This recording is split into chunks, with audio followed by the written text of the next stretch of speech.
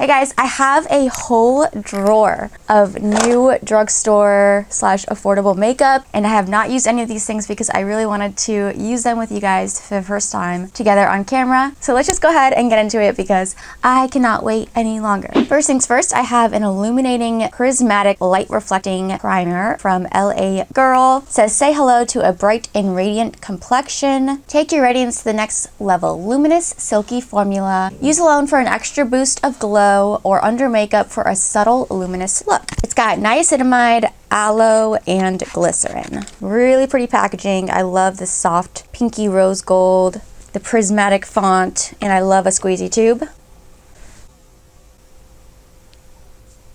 I'm just gonna work that onto the skin. It feels a little thicker, but not greasy or oily or anything like that. It definitely doesn't feel overly hydrating, so if you do have dry skin, I would recommend going in with a moisturizer prior to putting this on because it's not going to act as a moisturizer. Getting a little bit more. It has a subtle powdery rose scent, it smells like to me. I could be completely wrong, but if you are very sensitive to fragrance, this does have a subtle scent. I'm looking really close in my mirror and I can see little sparkles. My skin is not looking very glowy or hydrated or plumped up. It kind of just looks matte with little sparkles on it. I don't know, guys. I'm not completely sold. There's so many better illuminating primers out there that I've tried. We'll see. I'm not writing it off yet, but so far she ain't cutting it. I went ahead and applied a foundation over top of that LA Girl primer. I gotta be honest with you, I was looking in different lighting and I don't think I'm a fan of that primer. It's just a little too glittery and not all over glowy. It kind of just looks like glitter flecked on my skin. A little too glittery and not hydrating enough. So I have other hydrating primer, glowy primer favorites. I applied the Maybelline Superstay 24-hour skin tint over top. It's a little dark. Don't mind the 2 shades lighter neck. I have a concealer from number 7. This is the Lift and Luminate Triple Action Concealer. I have the shade Light. Instantly conceal pigmentation, blemishes, and fine lines with this radiant full coverage concealer. Light reflecting particles and optical blurrers brighten the complexion, whilst the flexible formula moves seamlessly with your facial expressions, so it's not going to crease or migrate into lines, wrinkles. Nice. I wonder if this is going to be glowy, not just hydrating. It says it has light reflecting particles. Usually I don't like light reflecting particles in my concealer, but let's give it a shot. Simple packaging. It's nice, very sleek, very number 7, very minimalistic. The doe foot is a little small though and not very comfortable, kind of hard. I'm just gonna dab a bit under my eyes. I think the shade will be fine, but when I'm at my fairest, this might be a little bit too deep for under my eyes. I usually like to apply some concealer down the center of my face as well and on my nose. And then I'm gonna take my Cinch Beauty FO2 brush to blend that out. Blends in really nicely. The consistency is pretty middle of the road. It's not too thick, but it's also not too liquidy, but it leans more on the serum-y side.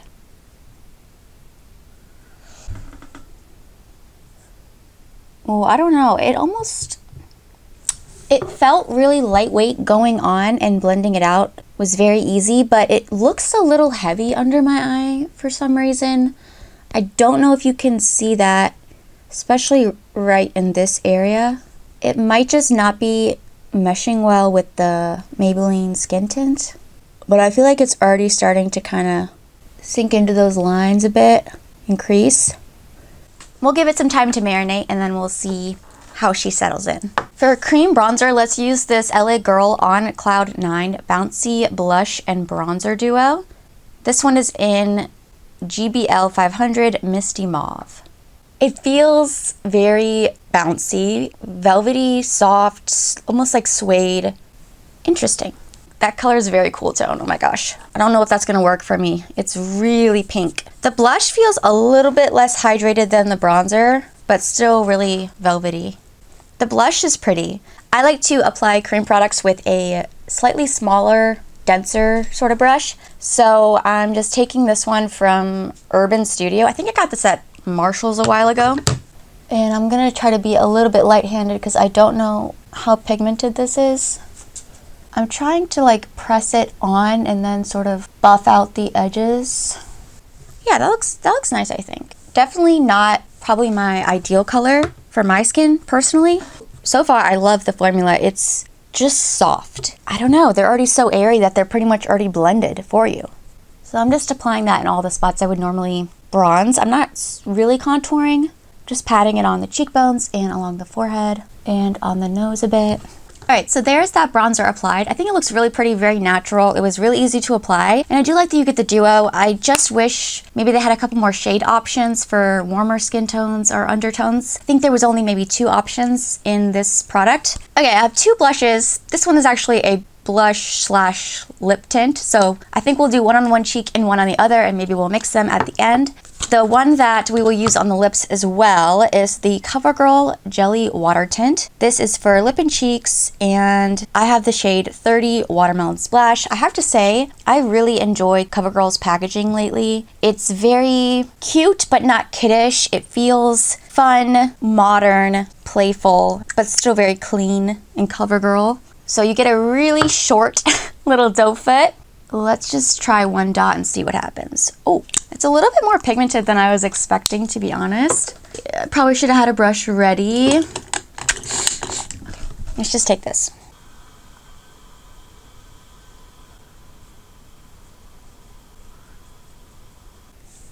So it blended out okay. It's looking a little bit patchy. I don't know if it's just the brush that I'm using or I waited too long to blend it. Normally I like to take liquid blushes on the back of my hand and then I'll work my bristles, my brush, into the pigment and then apply. But I just wanted to see if you could dot it on. You can, but it is a little bit of a trickier blend. That's a really pretty, fun Barbie watermelon pink. The other blush is LA Colors Cream Gel Blush in, I think the shade is Skinny Dip. It just says, let's get away, add a little blush for flushed, vacay-ready cheeks. Swipe color onto the apples of the cheeks, layer to your desired intensity. Whoa, comes out really fast. I barely tipped this and squeezed it and a lot just shot out. Oh my goodness. All right, so again, that's the shade Skinny Dip. I'm gonna actually take my brush, tap it into the product, bounce that on the cheek.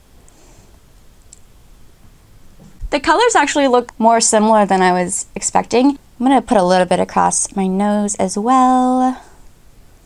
Like, do you see that patchiness right there? I'm gonna see if I can layer that on top. OMG. Let me try to blend that out.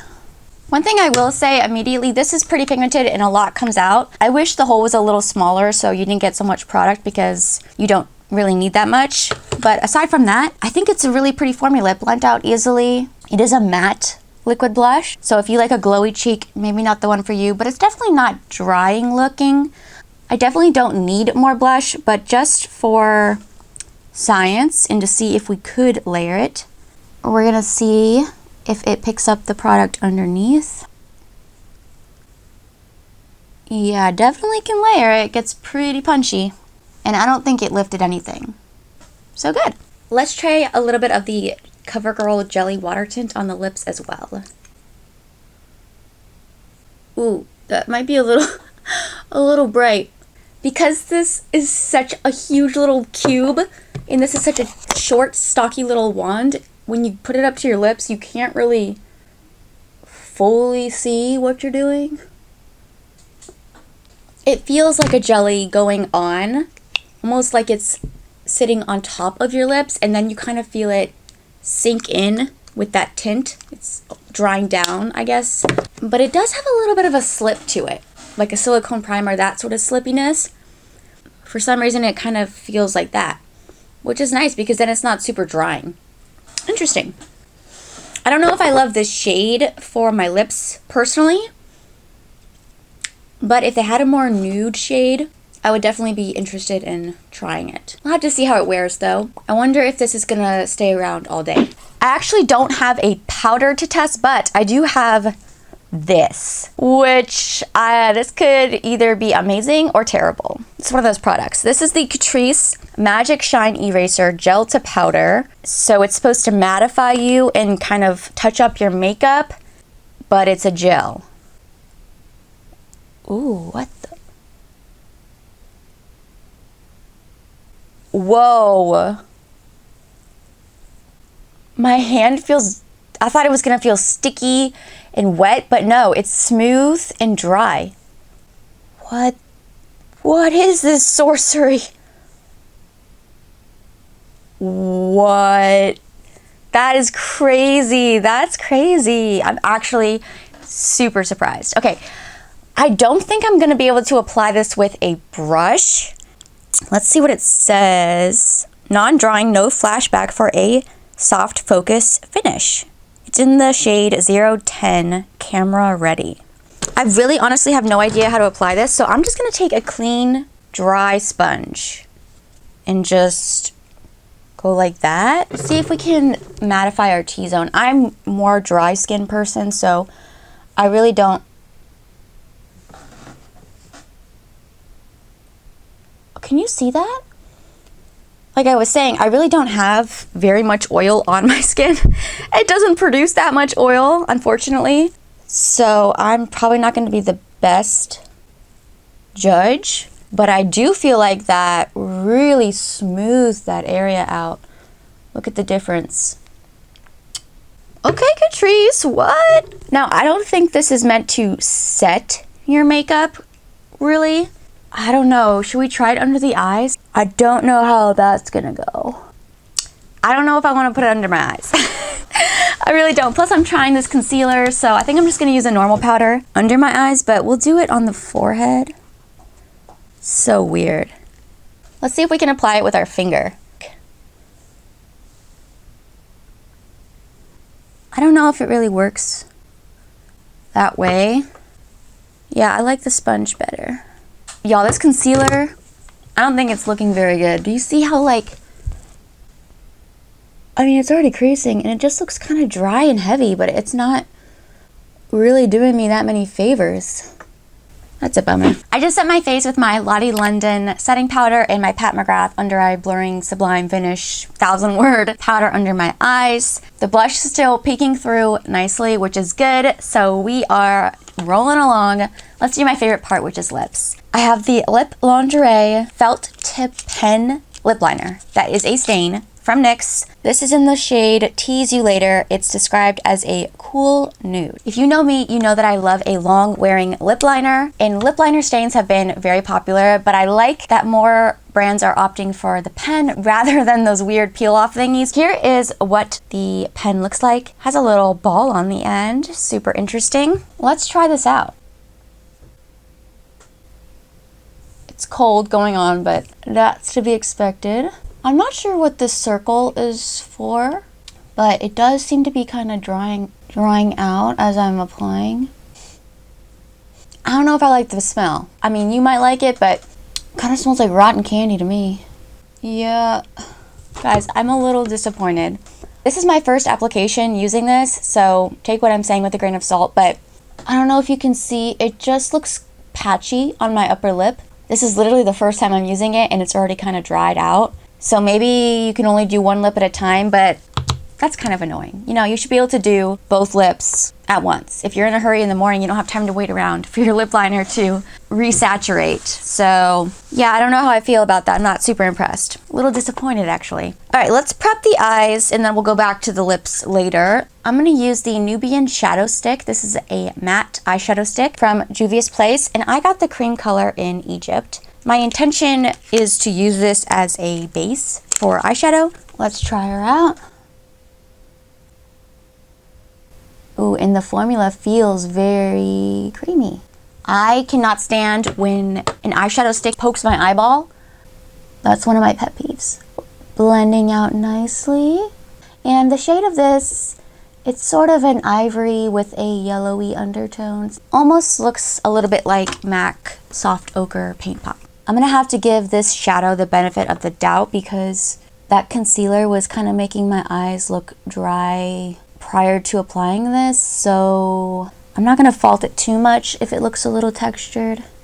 Yeah, it's looking, I don't know if you can see, it's looking a little textured on my eyes, but again, that could have been the concealer, so we'll have to wait and see. What I will say is that it was very creamy and it was easy to blend. But we're gonna try to layer some eyeshadows on top of it. If you know, you know, I love these Revolution Beauty Icon palettes. I did a whole video featuring, I think, the first 4 that they launched, and since then, they've launched a few more. They have a really vibrant, colorful one that I haven't tried yet. They have a new all matte one that I think may be a dupe for the Patrick Ta Major Dimensions 3 eyeshadow palette. I have that, I need to test it still. But they also have this one, which is called the Cherry Icon. The Revolution Beauty Icon palettes usually have 2 creams. There's a little peely, sticky, protective plastic layer, but if you peel it all the way off, you're gonna lose it and your creams could dry out. I do wish it had a flap like the Patrick Ta palettes, just to ensure that my creams stayed safe and not dirty and don't get dried out. But I will say that the palettes I've had for a while now, maybe almost a year, the creams are still nice and emollient and not crusty. So I'm just gonna quickly speed through an eye look because I've already tried this eyeshadow formula before, and if it's the same great formula as the other Icon palettes, I'm gonna love it. So I'll let you know after I've played with it if it is the same formula that I remember, and we'll see what we can come up with.